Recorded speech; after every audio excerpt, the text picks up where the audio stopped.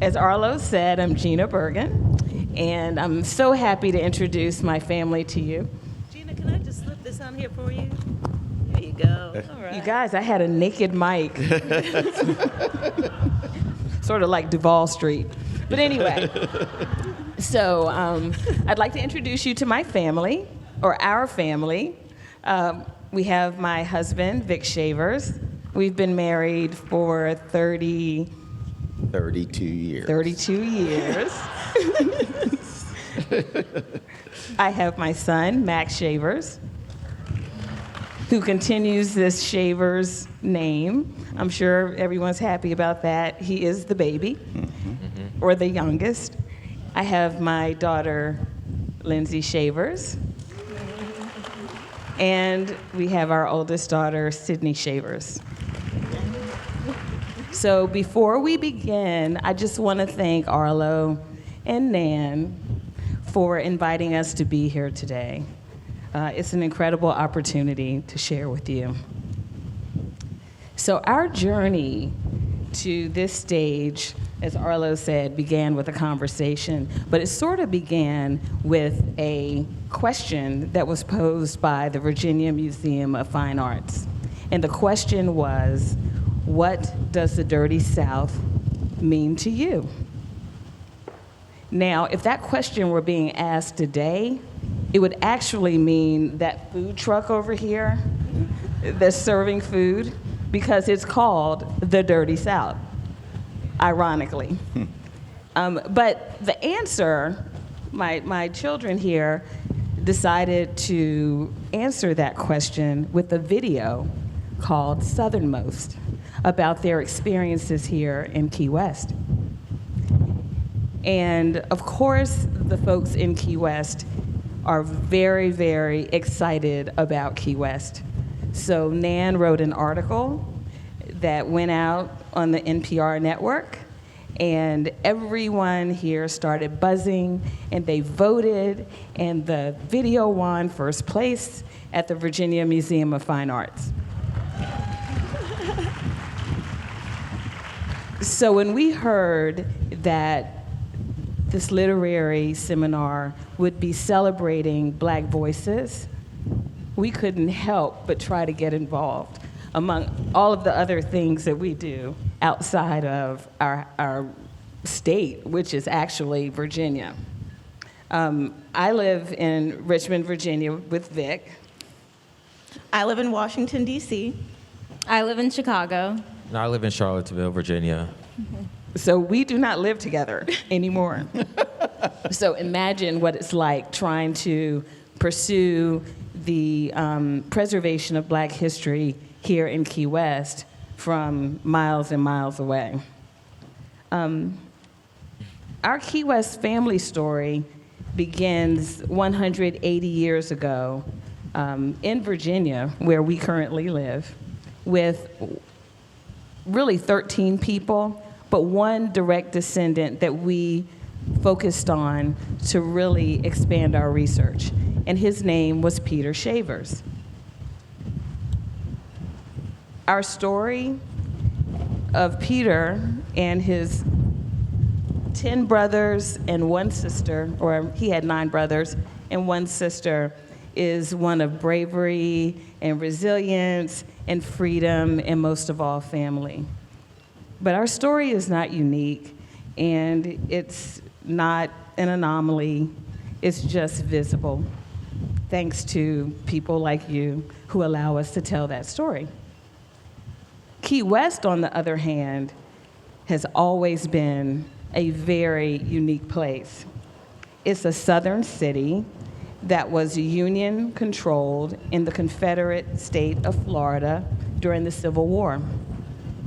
It was a city of both freedom and slavery for Black people before emancipation. And it was one of the first cities to celebrate Jubilee after emancipation, basically 24 days after. And it was a city of great prosperity for Blacks during the late 1800s. So I'm sure you're all wondering, how we were able to convince 3 young adults to be here to talk about history. So I am going to let them tell you. Our Key West story started with touristy things: the beach, palm trees, and sea on America's southernmost key.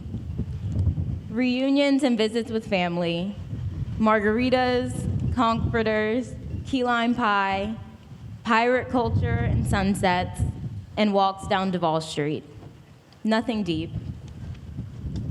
Visits to the island were always an adventure, so we created Conkhead, our personal guide, who evolved from a pirate to an explorer over time, because the more we learned, the more we refined.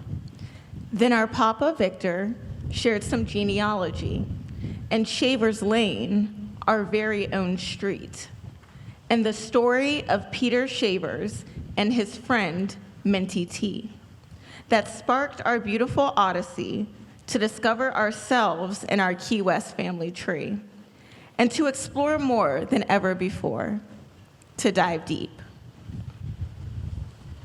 So Lindsay, why do you think it's important that we're here today? We want people to know that Black people are here in Key West and have been here from the very beginning.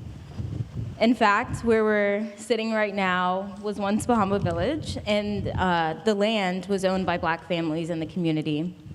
So we just want to bring visibility to the Black Key West community. So, Vic, tell me how the Shavers got to Key West.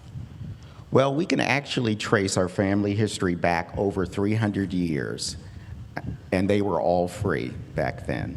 In fact, we can trace it back to 1721 with a woman named Rebecca. The first Key West Shavers family was, as you mentioned earlier, was a family of 13.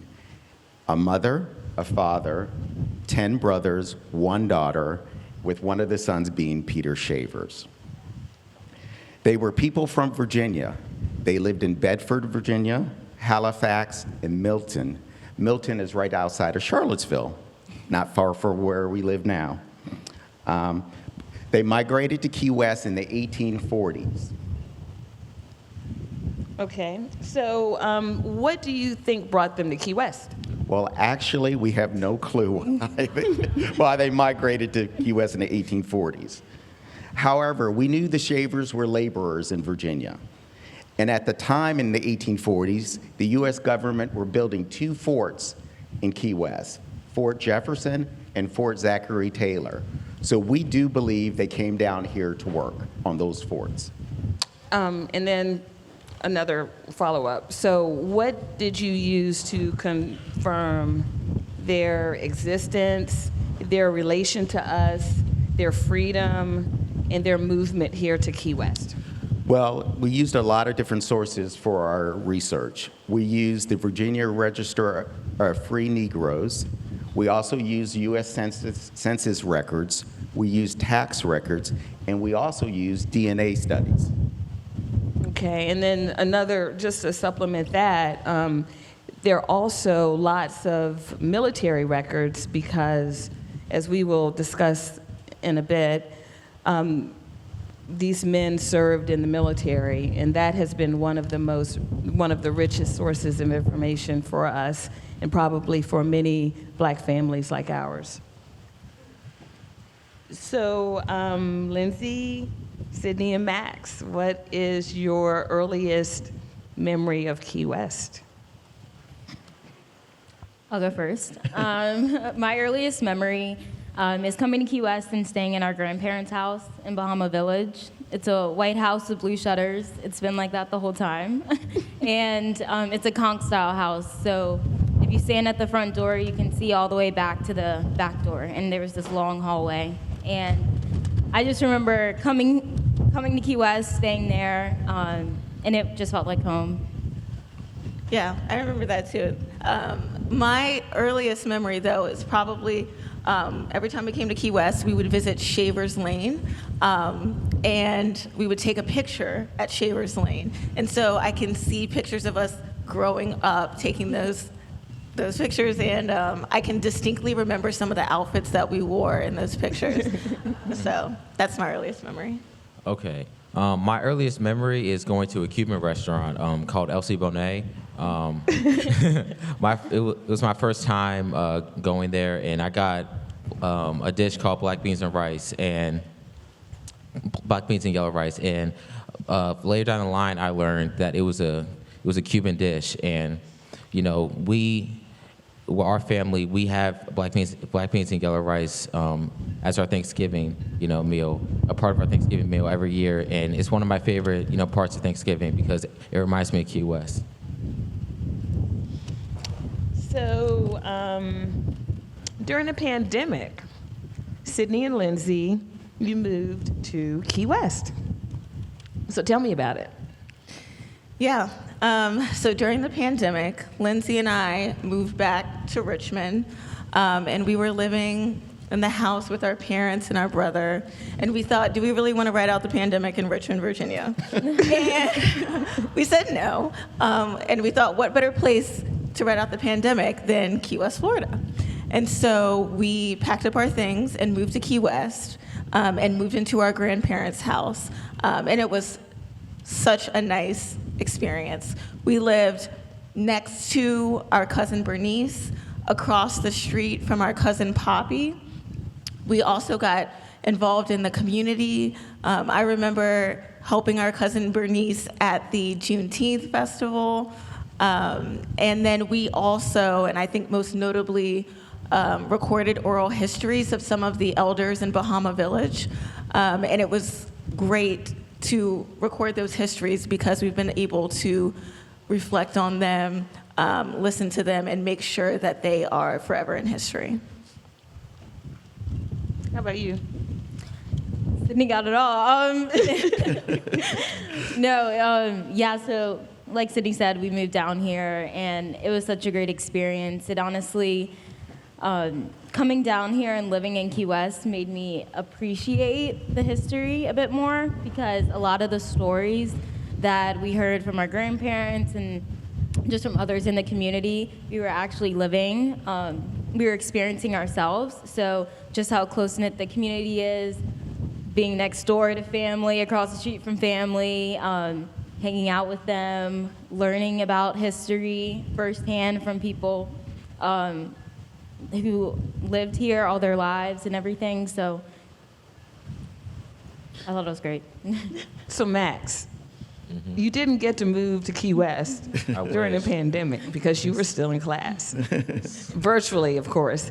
But you do come down for family reunions. How do you feel? How does it make you feel when you come down? It makes me feel free, free to bike around the island, really enjoy, biking with my cousins, and really just get away from the outside world and explore, Key West.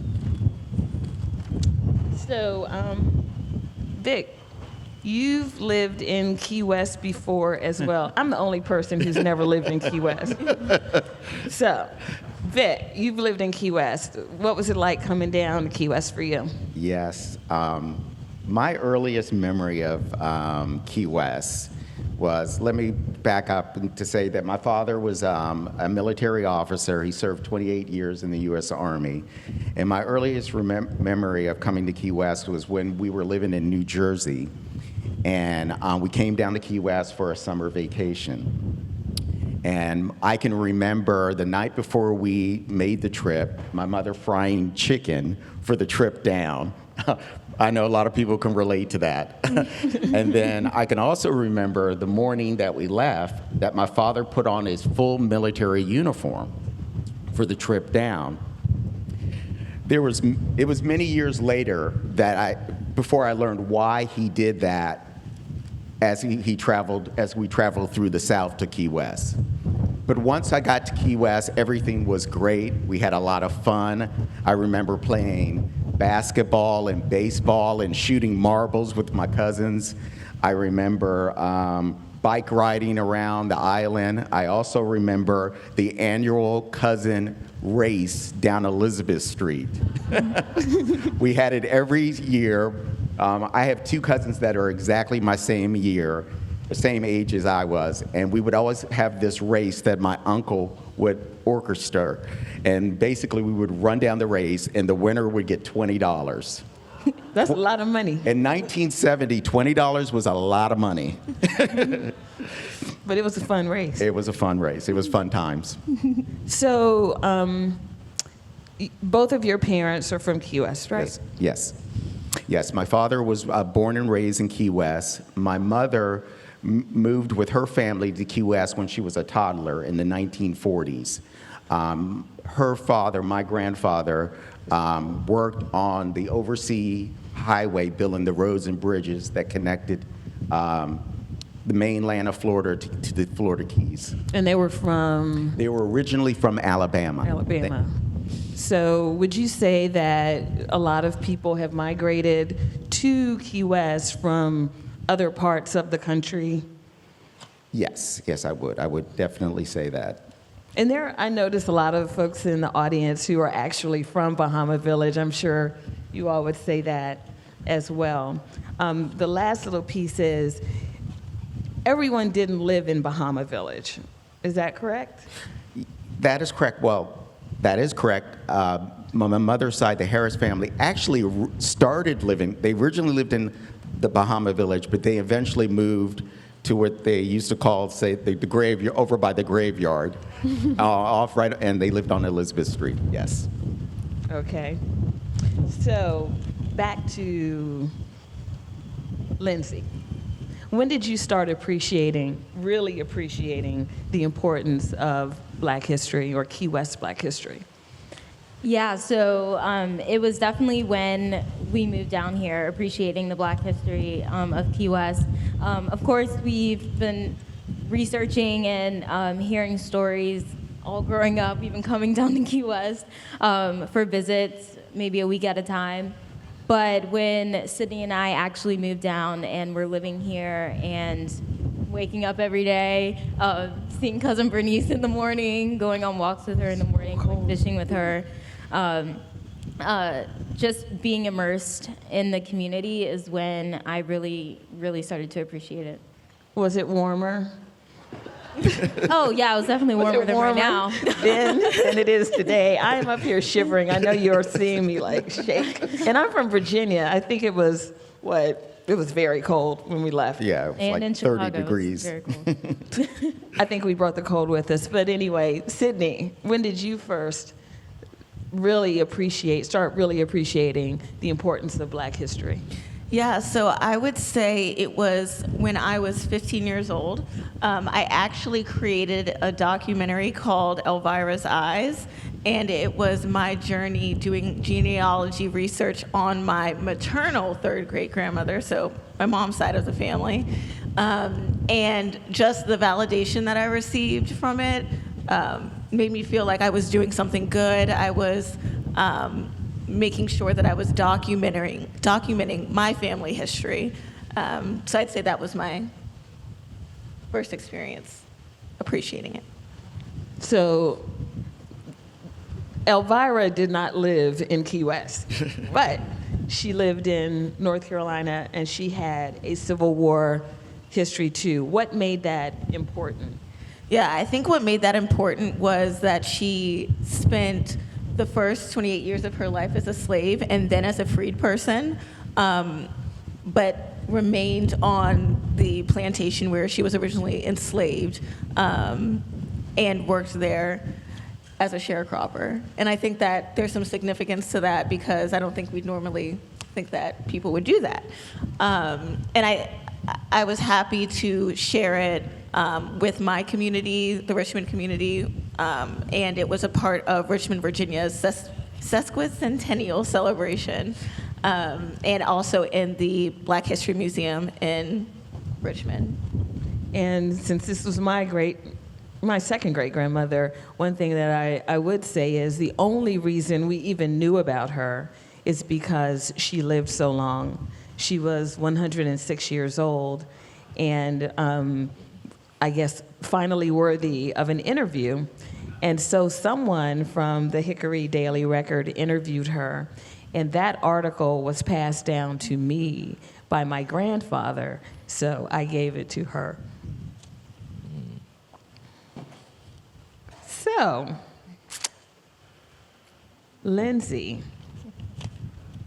of all that you've learned about Key West, Shaver's family, what resonates with you the most? Yeah, it's the story of our third great grandfather, Peter Shavers, and his 7 blood brothers. Is the story that resonates with me the most because it's an American story. And we actually wrote a poem called Boom to tell that story. So here it goes.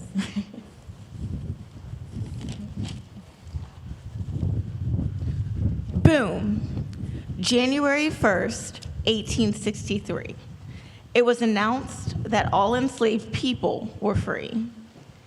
January 27th, 1863. Boom.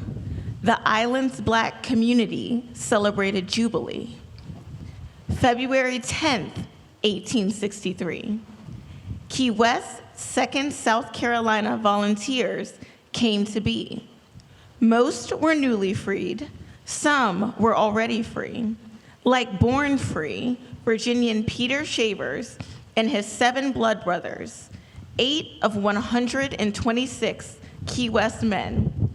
With roots throughout America's South, most volunteered to serve long before Colonel Morgan's order came out.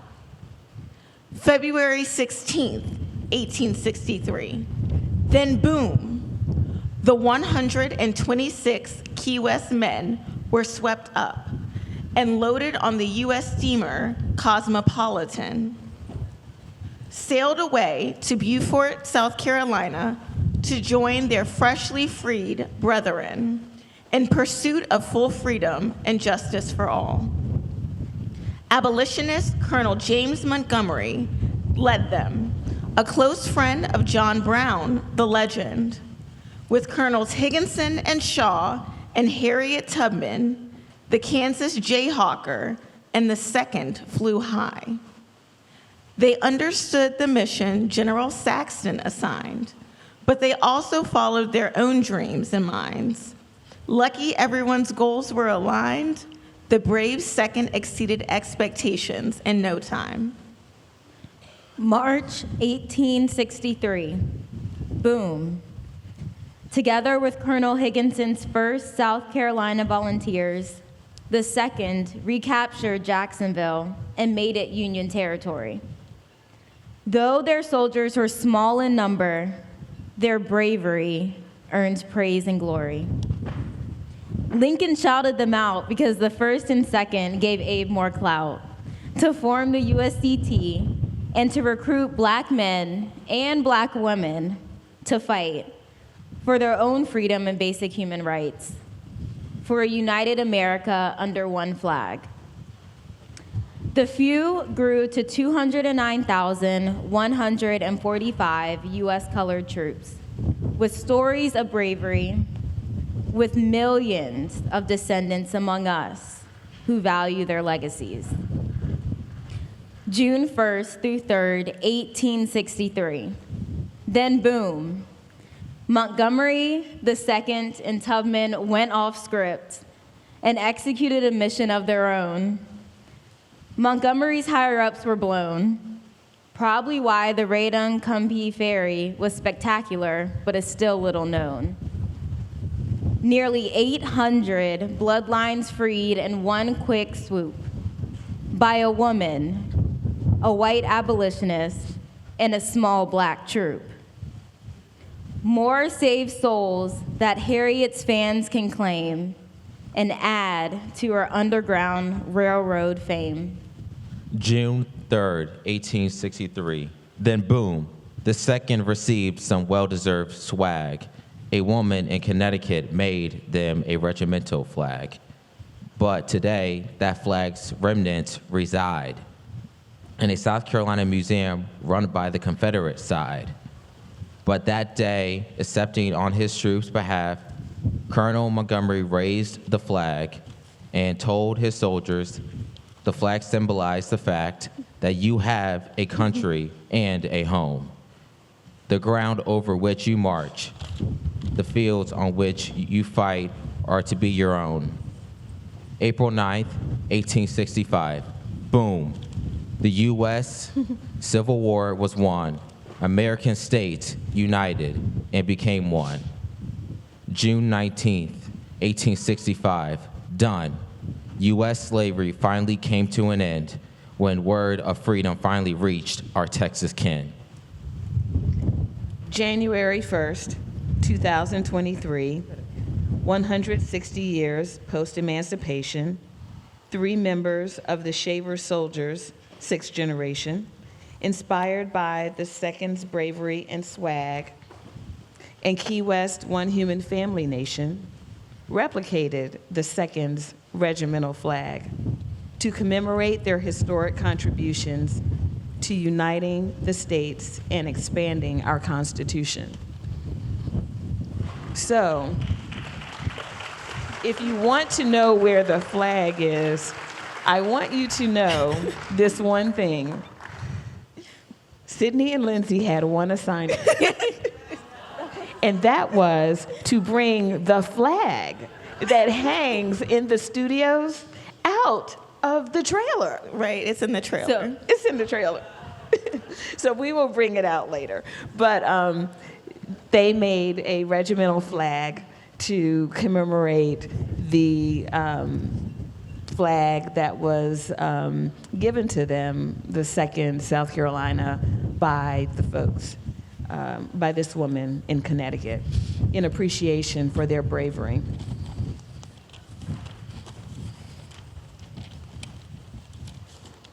What about that for a...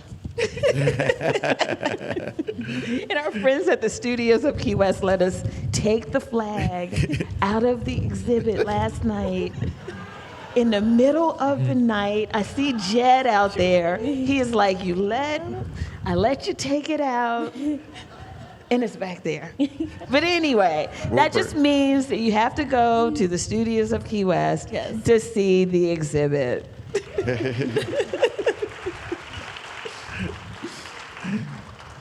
So I just have one more question, and then I think we can take wait, I don't know how we're doing on time. 10 minutes. 10 minutes? We probably won't have time for questions, but I just have one last question of Max. Since you are a male descendant and carry the Shaver's name, how does it make you feel to know that you are a direct descendant of Peter Shavers? It makes me feel honored and proud that I come from a family of hardworking men who fought for our country. The flag!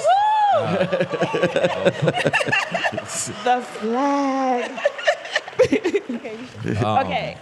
Yeah, it just makes me want to do something special in the world and just work hard, just as hard as them, or maybe even harder. You know, just go hard at anything I do and just put all my effort in.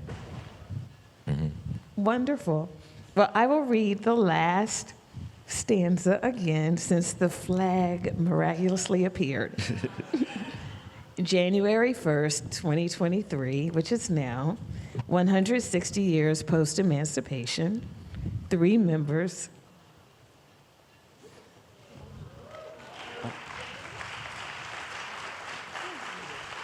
Oh, give it to Vic. Let Vic read it. Oh, Vic, you read it. I'll let Vic read it since I've already read it. This is totally off script. And then I need my notes back. Okay. Okay.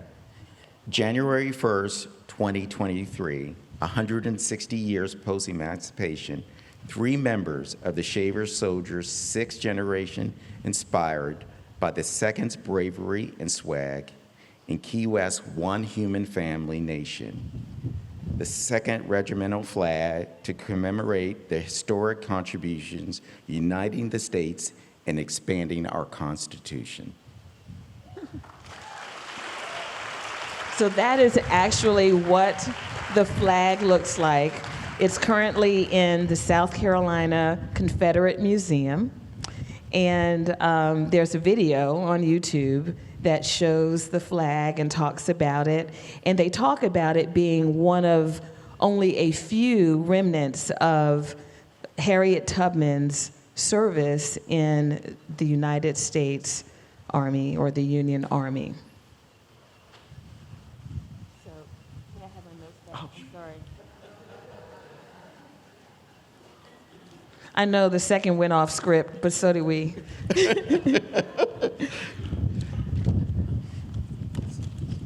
So do we want to open it up for questions? Or? No, I think we're out of time. Oh, we're out of time. Okay. So, since we are running, we want to remain on time. I just want to say that as we close, I just want to stress that our Shavers family, we have time for a couple of questions? Okay, well, we have time for a couple of questions.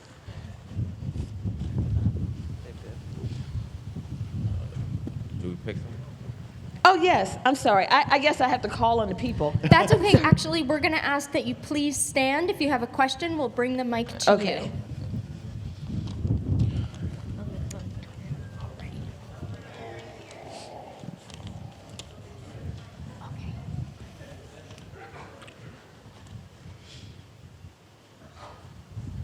I have a question. If this was the regimental flag of the Union soldiers, why is it in a Confederate museum? You know, Yeah. we really don't know. And as a matter of fact, we have a Facebook group. And our Facebook group, our family Facebook group, actually shares history. I know we are like history nerds, the whole family. And we share stories, and this was one of the stories that appeared. It showed a gentleman in the Confederate Museum talking about it from the perspective of it being an artifact from Harriet Tubman's service in the Union Army. If you recall, Harriet Tubman was not really able to fight, nor were any of the women who served the Union Army for free. They, but Harriet Tubman, because of all that she did, applied for a pension. Right. And all of that pension documentation documents all of the work she did. I mean, she was trying to get her money. So she told them everything. She said, I did this, I did that, I spied, I went to, Cumbie Ferry. Well, that was off script, but we did all of these things, and I need to get my money. And people came to her defense. You had military officers, a lot of white military officers who would be believed at the time, talk about all of her service and the service of the men. So we learned about our family by learning about Harriet Tubman because they fought alongside each other. And I think that's such a unique story because I don't think many people in Key West even know that we have that connection because they got swept away from Key West and mustered in South Carolina. And they were called the 2nd South Carolina even before Abraham Lincoln gave permission to have Black Men Fight as Union troops. There was the 1st South Carolina, the 2nd from our Key West men, and the 54th that everyone knows because of the movie Glory.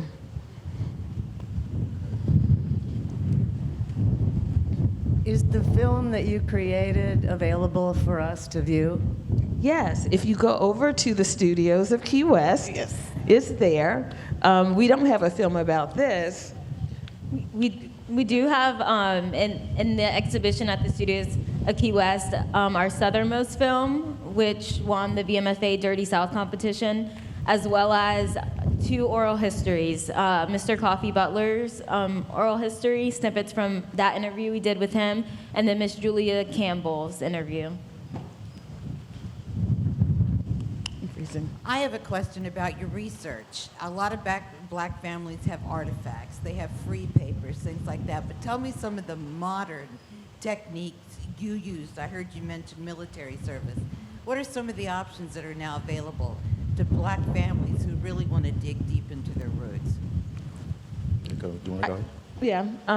There's actually a DNA study that is being done it is being done for people who have the name Shavers. This is Black people who have the name Shavers, spelled Shavers, which is their spelling. Chavers, which is pronounced Shavers, Chavers, Chavis, Chavis. There's some other names. Spellings, yeah. But they're trying to connect all of these names because it appears that the name Shavers was a misspelling because, you know, all of the way that things were written over the years. Even in their family, their name went from Chavis to Shavers, and though we document the real relations of those people, I think now all of that DNA study is helping them piece things together. And people like Vic and Max are important because they're men, and we're able to follow the name. One of the people that they're related to is Robert Gabriel. And remember, we said that they had one daughter. Her name was Winnie Shavers Gabriel. And that is why Robert Gabriel is a relative, but he has a different last name. It is not Shavers. And for those that are trying to find more primary sources, even secondary sources, I found it was really helpful to go to the local libraries in whatever county your family is from. So when I was researching my maternal third great grandmother, I went to the Catawba County Library, and they had a specific like history section on the residents in that county. And so that's a good way to kind of tap in and see if you can find any primary resources about your relatives. I also, randomly, I was in a master's program. I was getting my master's in data science, and I was looking for data sets to use for one of my projects. And I went on this Virginia database that just had a collection of data sets in Virginia. And they had some interesting data sets around who was recorded as being freed in Virginia. They had records, or they had data sets basically detailing all of the freed Blacks who were sent over to Liberia. It was just so interesting. So I ended up Googling or searching for Shavers in those data sets, and I ended up finding some Shavers in there. So really just taking any opportunity to search your last name and see what comes up. And then Ancestry.com is helpful because there are lots of Shavers, and they are still here on this island, and we all have the same data, the same information, and many of them have taken DNA tests. So not only is it paper data, but it's also genetic data as well. That's the time we have. Can we have a big thank you to the Shavers for being here? Thank you. Thank you. Thank you. I do have just one last thing to say, just sort of as a parting statement, and that is just to reiterate that our story is really not unique. All of our families have stories to tell. They just need to be told.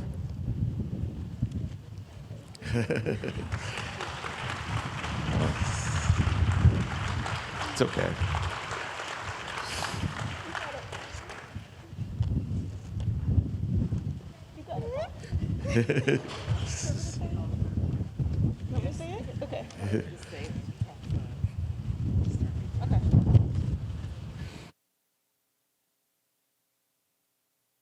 Ooh, they cut the mic. Oh my gosh, we got the mic cut. Go, hurry up. Okay, so on behalf of our family, we want to thank our friends and family in Bahama Village and on this island, Black authors, and historians everywhere for telling Black stories with accuracy, authenticity, inclusivity, visibility, and love.